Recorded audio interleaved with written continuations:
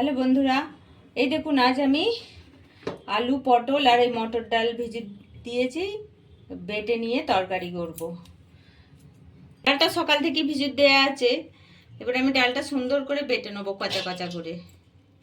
এটা এক ফোঁটা জল দেবো না, শুধু ডালটাকে বেটে নিয়ে আসবো।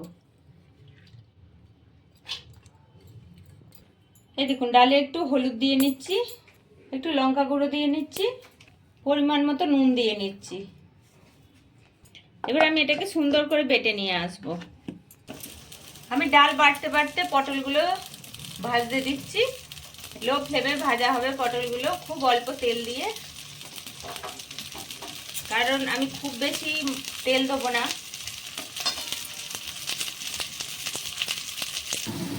এই দেখুন ডালটাকে আমি কচা কচা করে বেটে নিয়েছি। এবার আমি ডালটাকে একটু ফেনিয়ে নেবো।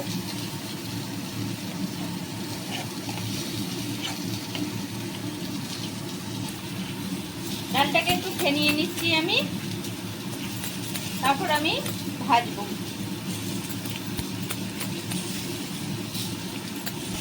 আলুটা এবার আমি দিয়ে নিচ্ছি, আলুটা এর সঙ্গে একটু ভেজে দেবো। আলু পটলটা ভাজা হয়ে গেছে, আমি তুলে রেখে দিয়েছি। এবার বড়াগুলো ভেজে নেবো আমি। এই দেখুন আমি এইরকম সাইজের বড়াগুলো দিয়ে নিচ্ছি।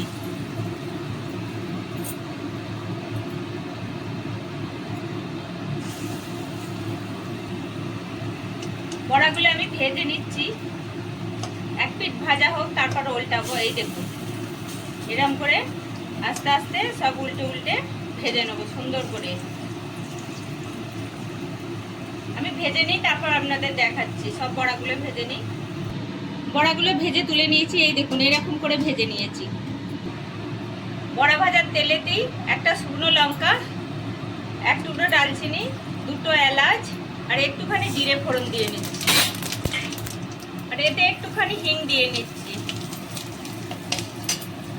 এই দেখুন একটা টমেটো কেটে নিয়ে এসেছি, এটা দিয়ে নিচ্ছি তেলেতে। আমি ডিপেটা ধুয়ে একটু জল দিয়ে নিচ্ছি। এটা এক চামচ আদা বাটাও দিয়ে নিচ্ছি। একবারে সব মশলা কষবো। পরিমাণ মতো হলুদ দিয়ে নিচ্ছি, এক চামচ জিরে গুঁড়ো আর হাফ চামচ ধনে গুঁড়ো দিয়ে নিলাম। এবার আমি সুন্দর করে মশলাটাকে কষে নেব।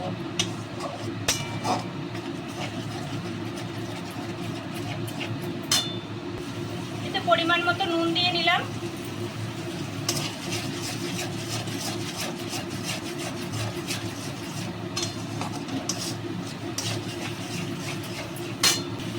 স্বাদের জন্য একটুখানি চিনি দিলাম।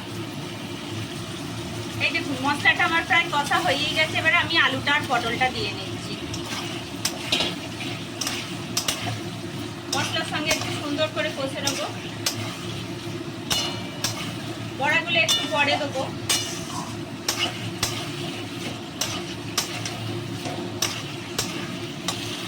মশলা থেকে আমার তেল ছেড়ে দিয়েছে। এবার আমি জল ঢেলে দেবো। এতে আমি কুসুম কুসুম গরম জল দেবো। গরম জল দিলে খুব সুন্দর টেস্ট আসে তরকারিতে।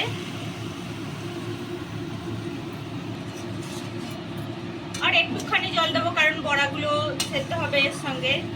ফুটে গেলেই আমি বড়াগুলো দিয়ে দেবো।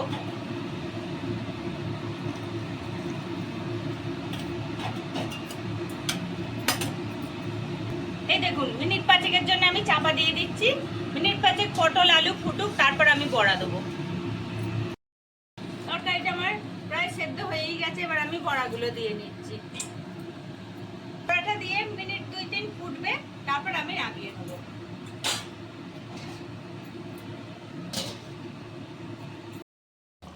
এই দেখুন একটুখানি ঘি দিয়ে নিচ্ছি, কারণ নিরামিষ তরকারি তো। তরকারিটা আমার হয়ে গেছে, এবার আমি নামিয়ে নেব।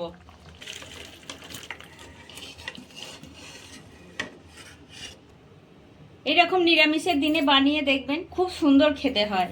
এটা ভাতের সঙ্গেও খেতে ভালো লাগবে, রুটির সঙ্গেও খেতে ভালো লাগবে। যদি আপনাদের দেখতে ভালো লাগে তাহলে একটা লাইক করবেন, কমেন্ট করবেন, শেয়ার করবেন আর সবাই মিলে সাবস্ক্রাইব করবেন।